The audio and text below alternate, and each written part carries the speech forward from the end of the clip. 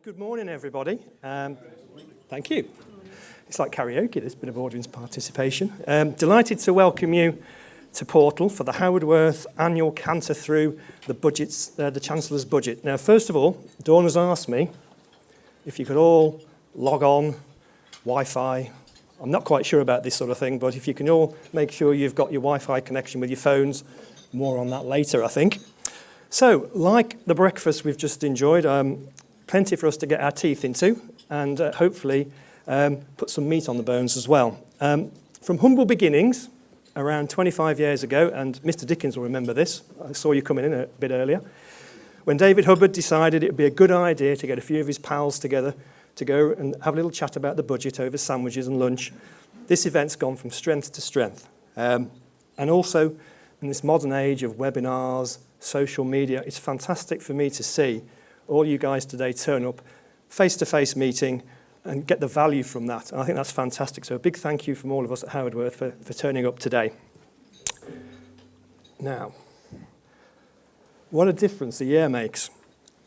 George Osborne's fifth budget, about 14 months or so to go before the general election. It only seemed natural to see a bit of a tax giveaway. But if you cast your mind back to 2013, George was under a bit of pressure. Economy not growing as he wanted, austerity cuts, all biting, and looking at the picture of him last year, he was a man under a bit of strain. Fast forward to 2014, George is looking and feeling pretty good with himself there. The Trinny and Susanna makeover has worked wonders. The new hair, courtesy of Mr. Rooney's Barber's Emporium. The new trim-looking George. Obviously, his regime of exercise and diet has really worked well. Apparently, he's on the 5-2 diet, which meant absolutely nothing to me. I thought it was where you have 5 Mars bars one day and 2 Mars bars the next, but apparently not. It's done really well. And even as an austerity measure, he's wearing the same suit as last year. And it fits. Now, I don't know about you, Mr. Dickens, but year goes by and I can't get into my last suit, so it's a new one on me, that is. He's looking really good, and I think he knows he's got a sound budget, and it's going to deliver him some great press headlines over the next couple of days. So, in the spirit of the transformation, Howard Worth. Last year, we had Andrew. Now, some of you may know Andrew. He was in charge last year. He's a bit of a gourmet chef. No jokes about cooking the books on this one, by the way. He knows his claret from his Beaujolais. He's an all-round bon viveur. Fast forward to 2014, you've got me. And there's me. Look at those chubby legs. Sleeping on the job. Who would have thought you'd have this giant of the accountancy profession in front of you today? Now, ladies and gentlemen, the budget was very nearly eclipsed by 2 prior announcements. On the Tuesday, we had the new childcare support provisions. They were announced. Scheme won't come into force until after the election, but I'm sure that's going to feature quite heavily in the Conservative manifesto next year. But secondly, we had the new pound coin design, based on apparently the old threepenny bit, which Kevin apparently remembers. Yes. Still got some. Well, get them back out again. But it sort of gave us the idea that the budget was going to be focused on the older generation. Now, I can just about remember the threepenny bit, but why launch it on budget day? Well, it's not actually going to get into circulation until 2017. So, in fact, if it had been an April 1st budget, I would have thought it was a bit of a joke. But some commentators were saying that it was a bit of a diversion. Mr. Osborne trying to appeal to some of his more Eurosceptic following. Looks a bit too much like the euro, the pound coin. So, with the EU elections not far away, maybe a way of wooing over some potential UKIP voters. The papers. Looking at the press on budget day, I think it was fair to say that Mr. Osborne was right to look a little bit smug on the steps of number 11. Generally, the press coverage was positive, and it followed that similar theme about it being for the older generation. So, the Times, got a picture there of George with his ministerial team, all looking very grand. The Guardian went for the Vote Blue, Go Grey banner headline, which again was trying to appeal to older voters. The Mail, obviously, it was them that did it, and they've been lobbying quite hard to save us, and they sort of came up with the fact that the Chancellor's finally standing up for pensioners' rights. The Sun, one of my personal favourites, went for the more popular measures. So if you're a 65-year-old car-driving, beer-drinking, obviously not at the same time, obviously that wouldn't be right, ISA-holding retiree who likes a bit of bingo on a Friday night, budget was for you. But we at Howard Worth think you guys are a slightly more broader representation of the electorate. So we're going to do a little bit of a survey now. It's going to take a little bit of audience participation, so you're going to have to go with us on this. Hopefully it's going to work. The technology is going to work, Dawn. Fingers crossed. So no need to be scared. So some of you will have a tablet or an iPhone, if you can get those out. Now, usually at these points, we're saying turn them off, don't use them. But if you can turn them on, and then I'm going to get Dawn, who's going to run through what we're going to do. And we're going to do a little bit of a survey for you. So if you haven't got a tablet or an iPhone, there's some paper things on the table.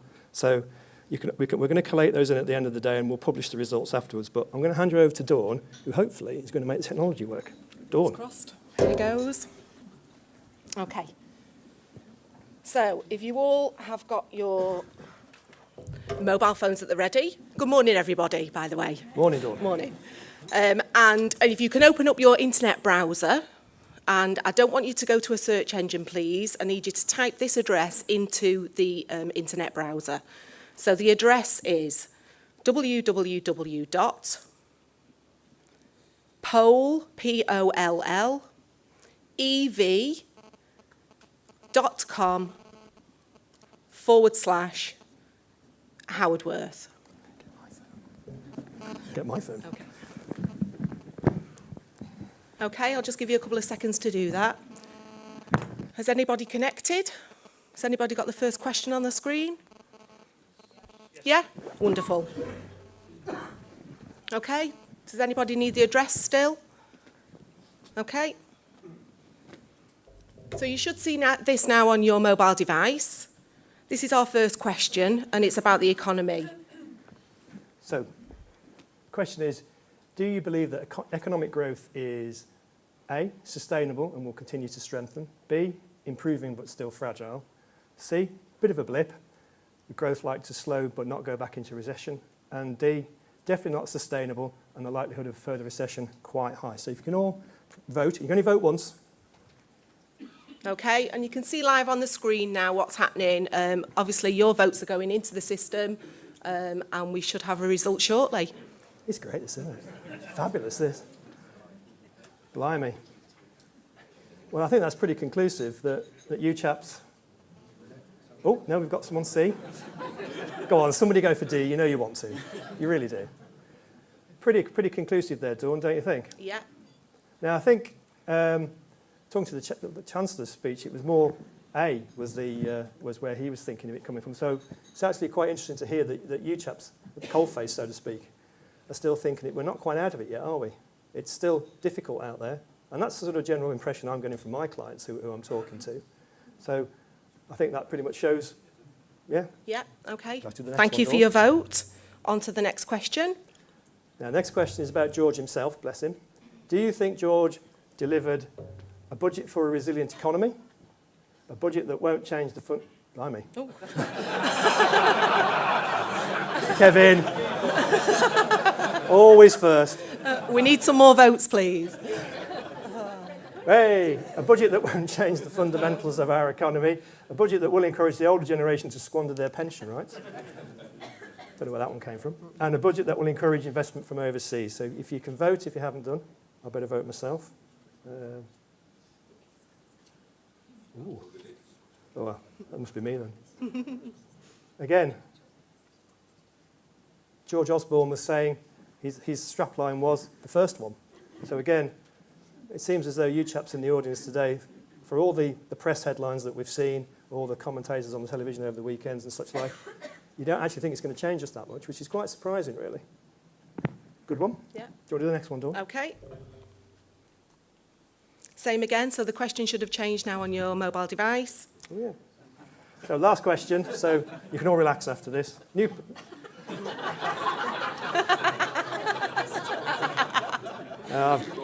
I've got to go for Jimmy Carr. I've got to go for Jimmy. I don't know why. The new pound coin, they're going to have a competition apparently to see what goes on the back of the pound coin. We just thrashed around a few ideas. We had to get rid of most of the slightly salacious ones. But Prince William seems to be getting the vote. Oh. Again, competition's going to come out. It'll be interesting to see what they do go for. HS2, finally. Yeah. Is that all the people from Stoke? Is that as fast as the train's going to be moving? You know what, Dawn? It worked, It's didn't it? worked. It's bloody worked, hasn't it? It's worked. Can we go home now? Yeah. Fabulous. Thank you for Okay. that, everybody. I say, if anyone hasn't got the devices, come over here. There is paper ones on the table. That's the bit we were most worried about, actually, chaps. So we can relax now, boys. Just these guys to go now. So I think at this point, I'm going to hand you over to Dave, young Mr. Evans. He's going to start our formal proceedings and run you through a little bit about how the budget's going to affect you. So I'll pass you over to Dave.